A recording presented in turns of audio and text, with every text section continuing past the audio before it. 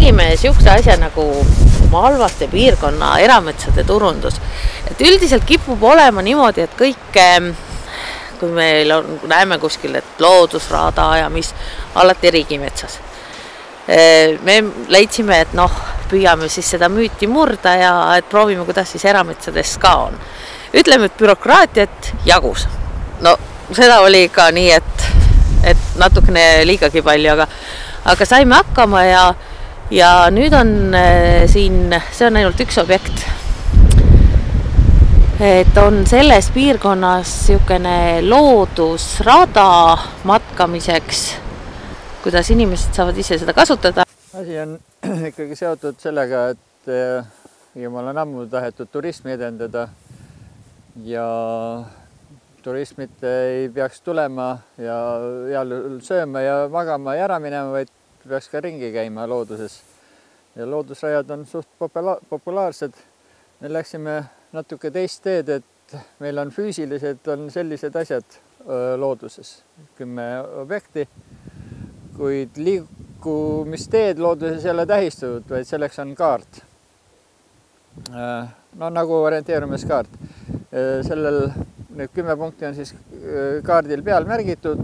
Kaardi tagaküljes on nende objektide kirjeldus ja tutvustus, viited ka asjaõigusseadusele, kuidas eramaadel käituda. Ja need kaardid on turismiinfopunktis saadaval ja kohapealsetes majutusasutustes ka. Aga kui oluliseks, Hiiumaa on teada turismipiirkond, aga kui oluliseks Hiiumaa metsaomanik sellist puhkemajanduslikku tegevust üldse peab, kas ta üldse mõtleb sellele kui mingile lisaväärtusele oma, ütleme siin, ettevõtlustegevuses? Kalle ka vist rääkisite sellest, tema on sellega väga seotud, sest asi on suhteliselt spetsiifiline ja vajab selle kliendi ülesleidmist, kes tuleks siia selle eesmärgiga. Hiiumaal on see hea asi, et meil enamasti siin mets ainult ongi, mets ja meri. Ja Hiiumaale tullakse siis ikkagi põhiliselt ju puhkamiseks ehk looduses. Neid, kes linna tulevad ainult, ma ei tea, seal linnas pole ju ka teha midagi, ainult magada. Kultuurisündmused muidugi on väga populaarsed nende ajal ja kohvikute päev, aga enamik turiste on need, kes käivad ikkagi looduses, puhkemajades peatuvad ja kaartid üldiselt on, see on ikkagi ainuke asi, mille järgi seda käid. Muidugi nüüd on igal ühel seal selles pihu peal omal kaardid olemas, aga need, kui need ei anna sellist konkreetset ja täpsemat informatsiooni. Minu tänane ettekanne kindlasti ei ole selline nii-öelda tõe kuulutamise hetk, vaid minu suurem eesmärk on tegelikult see, et võib-olla me pisut mõtleksime rohkem selle üle, kuidas meid piiratakse kas seaduste või määrustega, mida see meie jaoks tähendab ja kui meid parasjagu ei piirata, aga me ise tahame kedagi teist piirata, siis kas me suudame ennast panna samasse olukorda. Ja loomulikult algab ju kõik meie Eesti Vabariigi põhiseadusest, mis ütleb, et igaühe omand on küll puutumatu ja võrdselt kaitstud ja et igaüks võib oma omandiga teha, mida ta tahab, aga ta ei tohi teda kasutada siis üldiste huvide vastaselt. Tegelikult ju avaliku huvi mõte on selles, et saada enda jaoks mingisugust väärtust, mingisugust hüve, et kas see hüve on siis nagu materiaalne või see hüve on siis hoopis sotsiaalne. Et üks parim näide võib-olla avaliku huvi teenindamisest on kindlasti seesama RMK, kus me praegugi asume, kelle poolt siis ju tegelikult sellesama riigimetsa raiumisega tekitatakse kasum, mille arvelt toetatakse loodusradasid, mida RMK-l on üle 3000 kilomeetri. RMK-l on looduskeskusi 18 tükki Eestis, kes teevad tasuta haridust, annavad lastele loodusharidus just, et toetavad metsloomade varjupaiku. Et see on kindlasti üks pool, mis minu arust on avalik hüve ja mida peaks nagu siis ka lugema avalikuks huviks. Ja avaliku huviga tegelikult peakski siis nagu seda ühiskonna arengut soodustama, mida metsaomanik ju kohe selle avaliku huvi eesmärgiks või avaliku huvi toetamiseks teeb, on ju see, et kogu see mets, mida me kasvatame, annab ju õhku hapnikku, puhastab heitgaasidest, tegelikult puhastavad metsad ja rabad ka põhjavett. Et selles osas oleme me kõik avaliku huviga ka seotud. Ja kindlasti ei ole avalik huvi alati enamiku huvi, aga päris kindlasti ei ole see erahuvide summa, kui näiteks tegemist on mingi ärihuviga ja tõlgendada siis, et aga selle jaoks oleks mul väga vaja mingit metsaosa ei raiuta või et ta maha raiutakse. Aga vaatame nüüd neid seadusi, mis siis meie kui metsaomanike metsamajandamist seadusega piirab. Ja esimeseks asjaks kohe, mis on teile kindlasti ka kõigile tuntud, on metsaseadus.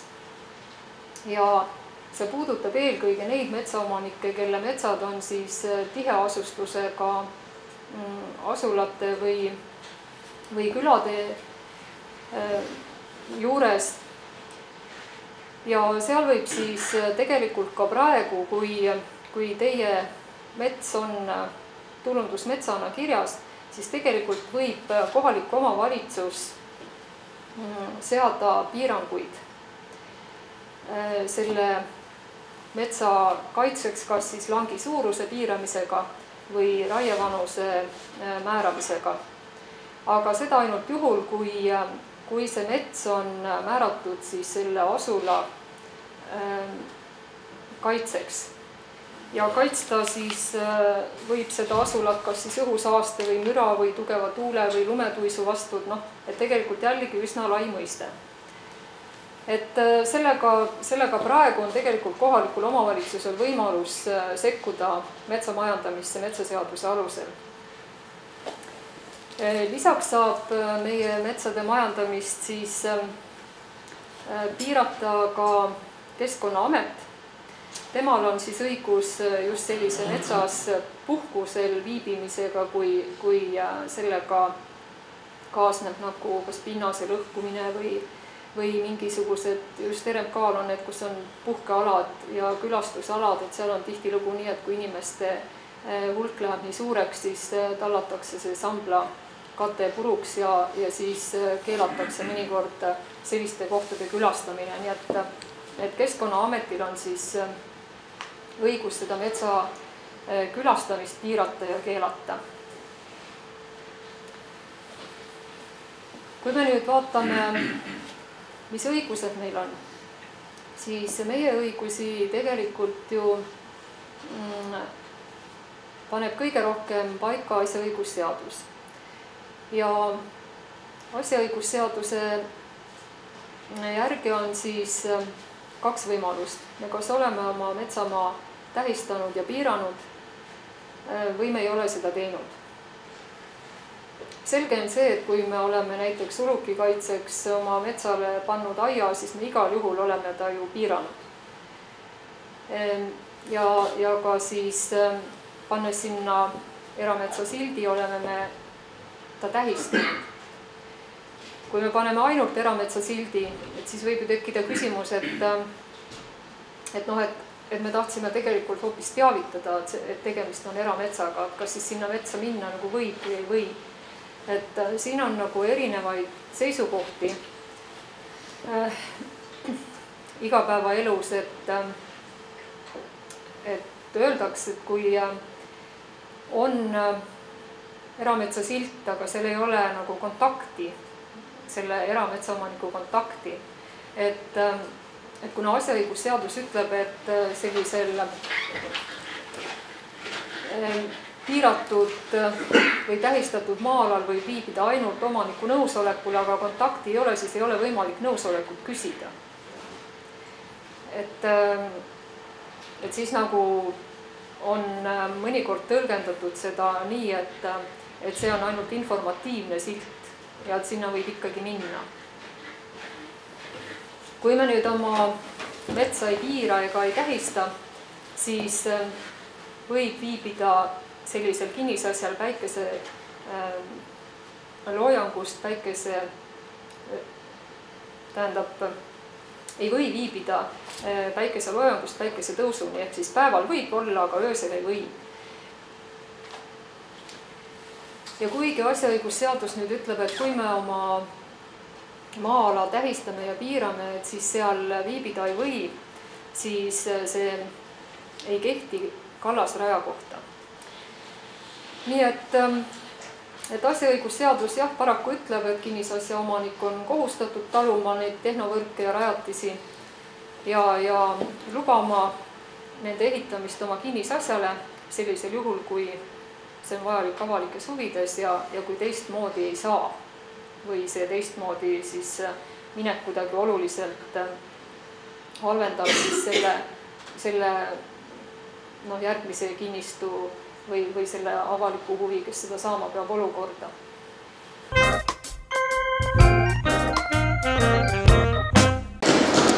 Et oleme siin Eesti Maaülikooli stendi juures ja millega on teie väljapanek, millega see on tegu ja järsku siis tutvustate seda? Maaülikoolis uuritakse siis erinevaid putukaid, nende putukate käitumist ja see väljapanek, mis meil on siin täna kaasa toodud, keskendub eelkõige kasulikele putukatele. Ja nendeks on siis erinevad liiki jooksiklased. Nad on siin piltidel kenasti esitletud, nad on sellised kiiresti liikuvad, maapinnal liikuvad röövtoidulised putukad. Nad toituvad siis, võiks öelda, nendest putukatest, kellest neil jõud üle käib. Ja sageli nendest väiksemateks putukateks on siis erinevad metsakahjustajad ja olulisem metsakahjustaja Eestis on harilik männikärsakas ja meie Maaülikoolis uurime hariliku männikärsaka kahjustust erinevatel puutaimedel ja eelkõige seda, kuidas seda kahjustust ära hoida. Selleks kasutatakse siis erinevaid tänapäeval keemilisi preparaate ja neid keemilisi preparaate ilmub turule järjest uusi ja üks uuem tüüp keemilistest preparaatidest on neonikotinoidid. Need on siis nikotiini sünteetilised analoogid. Neid on kasutatud põllumajanduses juba ligikaudu 10 aastat, metsanduses aga oluliselt vähem. Viimasel 4 aastal on Eesti riigimetsas ehk siis RMK kasutanud ühte teatud neonikotinoidi preparaati, millega ta on siis kuuse ja eelkõige kuusetaimed, okaspuutaimed töödelnud männikärsaka tõrjeks.